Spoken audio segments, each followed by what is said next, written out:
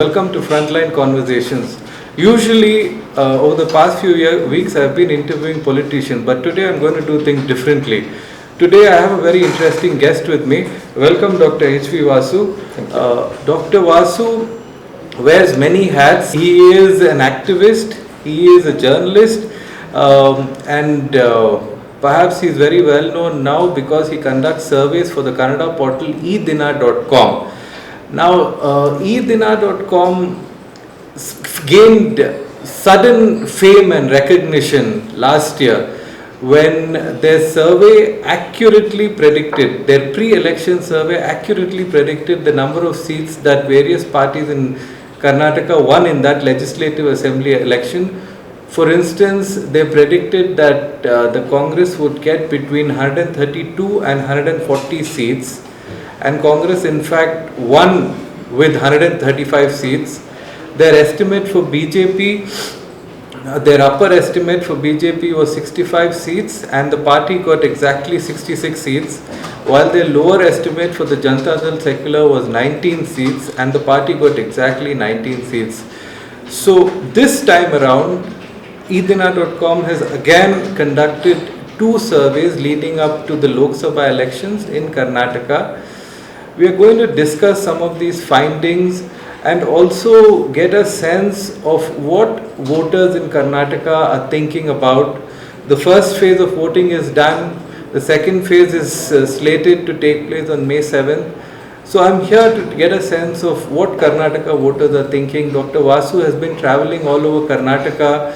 He has a dedicated network of people who are who are part of this survey, who are continuously monitoring, who are receiving feedback from various respondents. So welcome Dr. Vasu, welcome to Frontline Conversation. Thank you for your time. So I want to start from last year. Last year your team accurately predicted. So would you call that beginner's luck, or was there a deep scientific methodology behind your survey last year? Well, probably both were there. And when we sat down to discuss and do data analysis, Professor Yogendra Yadav was saying this, that not just one thing, but many things in that survey are saying clearly that Congress is going to cross 130 clearly. But at that time, no other media agency or survey agency was saying this. In fact, most people predicted an hung assembly in Karnataka, and probably Congress also did not think that it will win more than 130. And at that time, a newcomer like us saying this, and then Professor Yadav said, don't worry, because the numbers are so clear and we have cross-checked it using scientific methodologies. And that on the counting day you will have a smile on your face, because basically we were sure about it because we did a scientific random sampling, and the survey was face to face. It was not telephonic conversation, and there were many things in that survey in which we asked people about what is their view on who is the most corrupt chief minister in Karnataka, and whether they remember any schemes of the Bommai government, and many things. And everything correlated with our final number. But when we actually ask about many issues and present it to the viewers, people generally remember only the final number. But there were many things which were leading up to that final number, which only we know or we presented, but people don't remember. So now also you actually mentioned about those numbers. Yes. So numbers can go little this way or that way also. That is not so important according to us. It is what makes people think that a government should stay back or should be thrown out. And what are those issues? And which cross-section of the electorate, it thinks what? What do poor people think? What do illiterate people think? So that is more important to us. So that is what we presented then, and that is what we presented even for 2024 elections. That's interesting. So now coming to the 2024 Lok Sabha elections. So you conducted two surveys, one in February, March, and in March, April. And again, you sort of estimated that the Congress will gain substantially in Karnataka. If we want to mention numbers, according to your survey, Congress is certain to win 9 seats. The BJPJDS Alliance is certain to win 7 seats. And in 12 seats, there is a close fight. And the Congress could potentially go up to 20 seats. Yes, that's what we have said. That is a stupendous claim indeed, considering that the Congress won 1 seat last time. We know that very well. 1 seat to 20 seats potentially. So, what do you think is working for the Congress? No, it is not just this. There is another thing in favor of BJP in Karnataka. Since 1996, BJP is increasing its vote share, and except in 1999, they are also increasing their seats also in Karnataka in every successive election. So the history is also in favor of BJP. But there is another thing to it, that in every parliament election, BJP has got roughly 5 to 7% votes more than what it got in the previous assembly election in Karnataka. So, but now it is not the case, because in 2023 election, Congress actually surged ahead. That was again something which no other political party had got in the last 34 years. So after the 1980s? 1989 election, no party in Karnataka had got more than 130 seats, and no party had got more than 42, 43 vote share. Congress could get it. So even in the previous survey discussions, we mentioned this. So that change has occurred in Karnataka, and we do think that, going by our data and what people have said in our survey, that yes, there is going to be in that sense, a historic change in Karnataka in this election also. Whether Congress will win 9 seats, which we have predicted as for sure, or it will get 20 seats, is a different matter. But it is not going to follow the same trend that Karnataka has followed in the last 28 years. Yes, that is our conclusion. Yeah, just for the benefit of our viewers, the BJP vote share has been rising incrementally in each election from 1996, as Dr. Vasu mentioned, which meant that in 2019 the party secured a staggering 51.4% of the vote share and 25 of 28 seats that it contested in Karnataka. So why will this pattern be broken this year? That much you're certain. So why will this pattern be broken? What is the factor? Is it because of the Congress's 5 guarantees? Is it because of the injustice in the devolution of funds from the union government? It is a tricky kind of theme, but has it been communicated to the voters? Is it because the charisma of Prime Minister Narendra Modi has been declining in Karnataka? What do you think are the factors? Well, if you take the historical trend, since 1996, it was actually growing trend of BJP, and it has saturated to some extent, because in say 2019 election, when Congress and JDS were in alliance, BJP got 50+% vote share, but it cannot go beyond that. That is one point. So secondly, now what we see around is that is there a Modi wave this time or not, which was there in 2014 and 2019. I can certainly say that there is no additional wave of Modi. What I mean by this is this, that Modi has consolidated 30+% of electorate in Karnataka also, maybe even at the All India level, and you can call it a static Modi wave. But just when we say Modi, it is Narendra Modi, RSS and Hindutva ideology, all that put together. But just because of that, there is a counter polarization of 30 to 35% also, which generally people are not actually mentioning it. So Modi, Hindutva, RSS combined is the strength of BJP NDA, and it is also a liability. That is their limitation also. So if I understand you correctly, you're saying that there is a hardcore committed support base of around 30%. 30 to 35, I put it that way. 30 to 35% for Prime Minister Modi, for RSS, for Hindutva ideology. On the other side, there is also a committed voter base of 30 to 35% against Against it, Modi. yes. So that is, Mr. Modi is both the strength and weakness of BJP NDA for this purpose. When I say Modi, it is Modi RSS, Hindutva ideology, everything put together. Okay. So it is both. You should also see this counter polarization. Now to win this election, you need 10% more, both in the state or even at the central level. In state, actually, you need 20% more because there is a straight fight between Congress and BJPJDS Alliance. So for this, you need an additional wave. That additional wave is not there. Okay. So this is clear. And when I say that 30 to 35% of the counter polarization against BJP, of course, it is guarantees included. But we see that there is an additional wave in favor of Congress because of the guarantees. Otherwise, this 35% against BJP, Narendra Modi combined, is actually the caste base and the Muslim vote base. Caste base, basically, the oppressed communities see Narendra Modi and Hindutva as a danger to them. And there is a small section of the secular voters also. But the additional wave in favor of Congress is basically the guarantee implementation that is quite effective and successful in Karnataka. So that is why this election is little bit tilting towards Congress, which was not there in the last few Lok Sabha elections. So so that is why Congress is expected to win more seats in Karnataka than BJP. But we did this survey.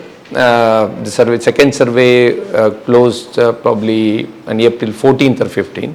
So after that, of course, there was 10 days for the first phase of election and additional 10 days for the second phase of election.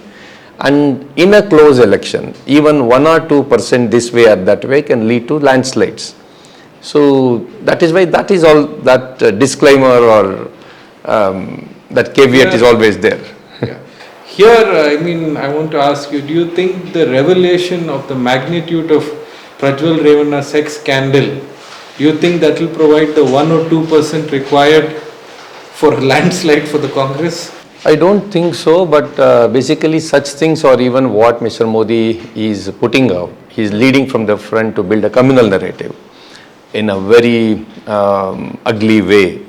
Both of them will not have a bigger impact of say 4% or 5%. No, that will only put some enthusiasm in your cadre, this way or that way. Build or lose morale of the cadre. It won't affect the electorate in a big way. That is what I feel. And this will also have some impact, Prajwal Revanna's incident, but I don't think that that will change the course of the election. Okay. In Karnataka, interestingly, my sense is that, rather than a national election, it is being fought like a state election. So here, this is where the charisma of Prime Minister Modi is challenged in a way by the personality of Chief Minister Siddaramaiah. Was this something that you addressed in your survey, and what did voters think about this? Yes, actually in our survey we found out that Mr. Narendra Modi is the most popular national leader even in Karnataka. When some people ask us, why do you think that BJP is a preferred party in Lok Sabha elections since 1996, we also feel that BJP has been the preferred national party for Karnataka voters. Because in 1999 and 2004 elections, on the same day Assembly and Parliament elections were conducted, and some section of people went to the polling booth. In the same polling booth there were two different ballot boxes, probably EVMs were still not there, and the same person, a section of them, they vote for Congress or Janata Dal in Assembly and vote for BJP in Parliament. So that is because that was the preferred national party for them. But and Narendra Modi is still the most popular leader. So there is no such popular leader, because we had when we had asked about Rahul Gandhi and other options, still Narendra Modi was the popular. But when a question was put to the respondents that whom do you think is the preferred leader for Karnataka, whether it is Narendra Modi or Siddaramaiah, people preferred Siddaramaiah more than Narendra Modi. So yes, that is there. But you asked about tax devolution and other things. If you put it that way, that whether it is Karnataka versus BJP, it has picked up a little bit. But whether that will result in a vote shift is we need it to be seen. But in the first survey, people did feel that there is injustice to Karnataka, but that was a small section of people. But in the second survey, it rose up to 42 to 44%. People were aware of it. And it is more and more BJP voters, that is men more, and men of dominant caste, they felt more that BJP or central government is doing some injustice, gross injustice to Karnataka. But whether that will be a vote converter, we are not sure.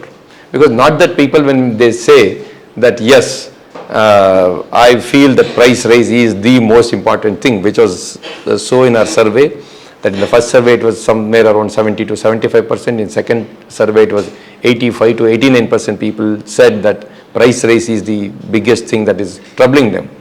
And in the second survey, in fact, we asked them which party is responsible, and people said BJP is responsible more for it. But whether because of that people vote against BJP is not sure. That we'll have to see in the election. It's interesting that you mentioned that between your first survey and your second survey, the awareness about the injustice in terms of granting of funds to Karnataka had increased. This perhaps means that the Congress's campaign has been effective, because yes, this is correct. one of the planks that they've gone and sought votes, and this is part of their campaign very aggressively. So, as part of your survey, in terms of the average hardcore supporter, say, of the Congress and the BJP, what is the demographic? How do you identify and the social status, the demographic in terms of caste? Can we distinguish broadly? I know it will be difficult to accurately do this, but broadly, who is the average BJP voter? Who is the average Congress voter?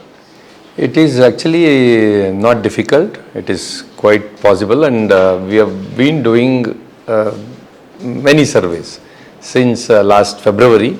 Even after the assembly elections, we have done these surveys, and there is a clear-cut caste demography of what percentage of say Lingayat votes, Kurba votes, SC votes, SC left, SC right is in favor of a particular party or against a particular party. But this time we took an editorial decision that before election we will not put it out. It is not good for a healthy democracy. But we put it out in the assembly election. Maybe after this parliament election also we may put it out. But we can say that poorer section are more in favor of Congress and the rich people are more in favor of BJP. It is so evident that a poor Lingayat, poor Okkaliga or poor Brahmin is in favor of Congress, and a rich Dalit or rich Muslim is in favor of BJP. It is so glaring. It is not just a caste loyalty, but also a class leaning towards some party. So that was clear. And the other thing that we found out this time is the gender leaning. So women are more in favor of Congress. In fact, I feel that when we said that there are 12 seats in which the fight is very close and even a small change can result this way or that way, it is the women voters who are going to decide that. And we yet to know whether that is just 3% or 8-10%. So that is going to change this election. In the first phase, I think you're a data man, you know that the number of women voters exceeded the number of male voters. Out of the 14 Lok Sabha seats that were contested on April 26, apart from, I think, in 11 seats, if I remember correctly, the number of women voters exceeded the male voters. So you're on to something here, I think, Dr. Vasu. No, that's not the correct number actually. In four or five parliamentary constituencies, women voting percentage was more than men voting percentage. But in about 11 or 12, because the voting increased this time compared to 2009, the rate of increase of voters was more in women. It is not that the absolute numbers increased. Yes. Okay. Just one last question. Do you think how is the BJP-JDS Alliance faring on the ground? This your survey was concluded before the Prajwal Revanna case, the alleged scandal broke out. So before that itself, do you think people were the cadre and the traditional supporters of both the parties, especially in South Karnataka, were willing to transfer their votes? Yes, I think the alliance worked for them, except for some Okaliga voters or some women voters, because they were undecided. In the overall 28 parliament constituencies, there was 12 to 14% undecided voters, and the more undecided were in Okaliga belt and also women. So there's only small part of them who were yet undecided at that time. But still, by and large, BJP and JDS Alliance has worked for them. Basically because both are in anti-Congress space, except in few constituencies. In Karnataka, it is BJP versus Congress or JDS versus Congress. The seats where JDS and BJP fight against each other are limited, but they are more in Tumkur parliament constituency. For example, in Mysore parliament constituency, you don't see any assembly segment wherein JDS and BJP are they are the principal opponents. Either JDS is in the third place or Congress is in the third place. But only in Tumkur, for example, Tumkur rural, earlier it was JDS versus BJP, but that JDS person had to join Congress because the alliance, the Gauri Shankar felt uncomfortable. But in Turvekere, in Chiknaknalli, in such places, the JDS and BJP are the principal opponents. Except that both the parties are in anti-Congress space, so the alliance has worked. 92% of the voters of BJP and JDS were happy with the alliance. That's interesting. That's one thing perhaps that can work as a disadvantage for the Congress. Yes. Thank you, Dr. Vasu. Thank you for your time and for speaking to Frontline and for giving us a very clear picture of what is happening in Karnataka. Thank you, viewers. Thank you for watching. Thank you.